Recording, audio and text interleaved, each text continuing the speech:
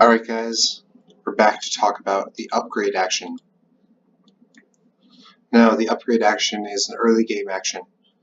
As I mentioned in the enlist video, resources are only a primary concern in the early game.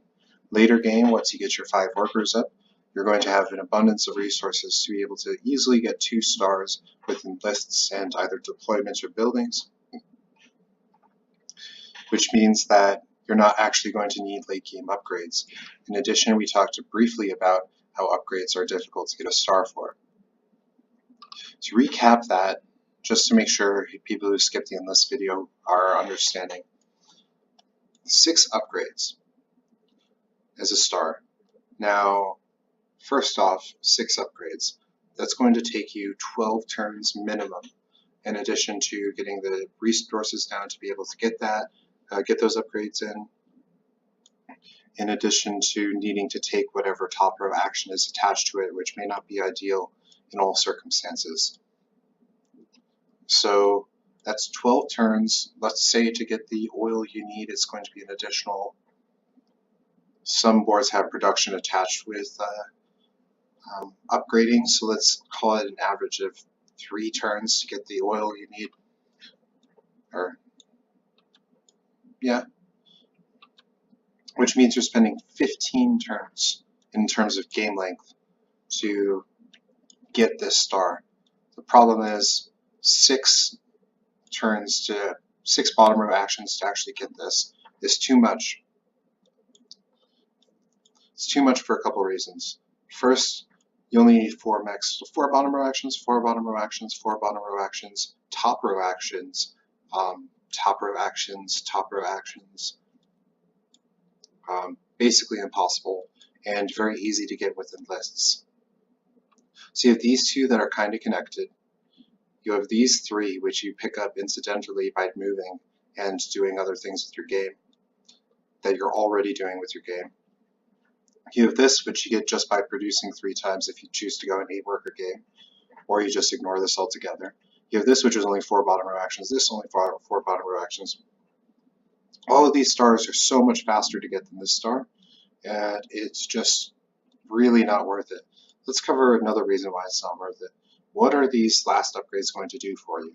Your first 2 to 4 upgrades are going to be significant. You're going to be doing some stuff like bolster power as an upgrade, or bolster cards if you're Crimea. That'll help you get a star, which is actually really significant, so that upgrade is really nice. Popularity gain, if you have a lot of resources and you want to take the action below the popularity gain frequently, will allow you to get a lot of popularity with that upgrade. That's a very nice upgrade. Oftentimes you actually don't need the produce action, but sometimes it's useful, notably if you're Nordic. You'll sometimes need to actually upgrade produce. Upgrading your move action is always very good. But past like move, popularity gain, and bolster power or cards if you're Crimea, the top row action upgrades aren't actually very significant. But those first 3 are quite good. They're going to help you get stars, they're going to help you get points. They're going to help you spread onto territory, they're going to help you move 2 mechs onto a territory and maybe your worker or your character onto another territory so you can get 2 fights in, one with 2 mechs, and it makes combat easier. So the move upgrade is very nice, the popularity gain and the bolster power gain are all very nice, and this is sometimes okay. But past that, what upgrading coin gain is actually horrible. You're never going to upgrade coin gain. I've tried it. It's just really, really bad. You're going to be using a move action every time you want to take the bottom row action here. And the reason you want to do that is you want, what's worth more, 1 coin or moving a worker clump, moving 1 worker off that worker clump or a worker and a mech off that worker clump and getting another territory? Well, let's take a look at how much territory is worth. Oh look, it's definitely territory. It's always best to move. You're going to find that you can position your character to pick up encounters with moving. You're going to position your workers to be able to produce different resources, or at least to be able, after you're done producing, to spread your workers a lot more quickly with your speed mechs. Move a worker and a speed mech here, and then just move the mech here. That's 2 extra territories off of a move action, which is more coins than you need. So this upgrade is useless. This upgrade is basically useless except on Crimea. There are occasional circumstances where you're looking to end the game. You really need a 5 power card for some reason, like say you don't have a lot of mechs out. It's very circumstantial. This is like only useful in like 2% of games that aren't Crimea games. So this upgrade's basically worthless. So getting the last 2 upgrades doesn't actually change anything for the late game. You don't need the resources, you don't need these 2 upgrades. It's just not significant, and it's going to slow your game down too much to ever be worth it. You can talk about industrial board upgrades, and that's the only board that you could consider, but even then, it's just upgrades are way too slow. However, as we mentioned, the first 2 or 3 upgrades are quite significant. If you can get them early on, they'll allow you to reduce the price of things. Let's say your Nords and your enlist action costs 3 and your upgrade action costs 2. This is quite a common circumstance. Let's take this board for instance.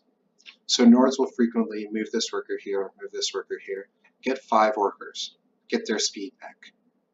Then what do? Well, it's a bit awkward, right? You need 3 resources to enlist, and you need 2 resources to upgrade. You only have 4 workers here. So if you put 2 on food and 2 on oil, you can use that 2 oil to make the enlist cost 2, and suddenly the 2 workers on food are going to be able to produce an enlist action every time you produce. So that helps smooth your game out early on. Later on, you're going to have produced enough where you're going to be finding yourself able to do a lot of bottom row actions for each produce that you do, and a lot of that's going to be helped with upgrades. So while upgrades aren't essential, the first 2 or 3 are very, very powerful.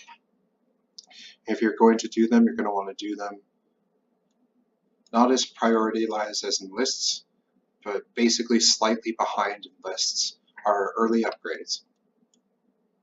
Late game upgrades, not useful. The amount of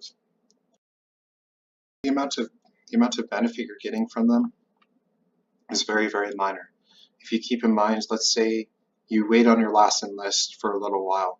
Getting your 4th enlist is not a huge priority because it's going to get you generally 2 coins and combat cards. So you can actually wait on that, and it's actually worthwhile late game to do because you get the 2 coins in addition to whatever your enlist gives you.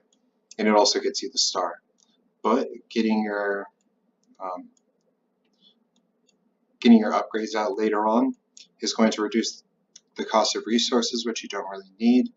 Oftentimes, sometimes it's useful. Don't take this as every game is always the same sort of circumstance for upgrades, but the later the game gets, the worse it gets because you have less of a requirement on resources and more of a requirement on taking powerful turns that get you stars. And upgrades just don't get you stars. And that's the problem with taking upgrades late game, is they just don't get you stars. Doing all these things will get you stars, doing this will get you stars, doing this will get you stars, but upgrades, they just don't get you stars. They're a tool early game to help you get stars in other categories. So keep that in mind. Sometimes you won't even build an upgrade in a game. Sometimes you'll get like 1 or 2 incidentally.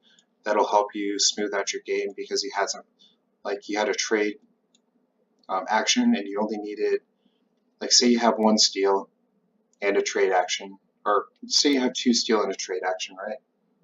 We can either deploy them. I guess that example doesn't really work. Sorry, that was off the top of my head. But if you have an extra resource, like you have 3 steal and you're taking a trade action, and your trade action is not tied to your mech, but your mechs do cost 4. Okay, that's a bit of a weird scenario. We don't have the board to prove it. Let's say we had trade and we had 3 wood. That's a better example. Trade and 3 wood out. Now we could trade for 1 wood and 1 of something else, or we could trade for 2 oil. Then we could move, upgrade the building costs, and then use that 3 wood to get a building and potentially get more buildings down the line. So that's pretty useful, but generally oil is going to be slightly inefficient. It's something you do mid-game. If you have slightly more resources than you need, you can generally fit in and upgrade to make better use of future resources. Anyway, I stumbled a little bit at the very end there, But I hope you guys kind of see what I mean. The first 3 upgrades, maybe 4 sometimes, but mostly the first 3 upgrades are quite good and things you're going to want to get fairly early on, but not so much early on that you're going to compromise your game. And those are bolster power, because it's usually tied to a very good bottom row action, popularity gain, and movement, generally in an order that fits with what you're doing at the time in the game.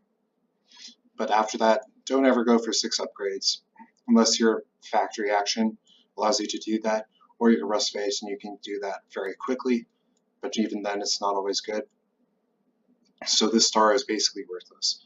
And just keep that in mind, that upgrades are a tool to help you do other things in the game better. They're not a means or a method in and of themselves.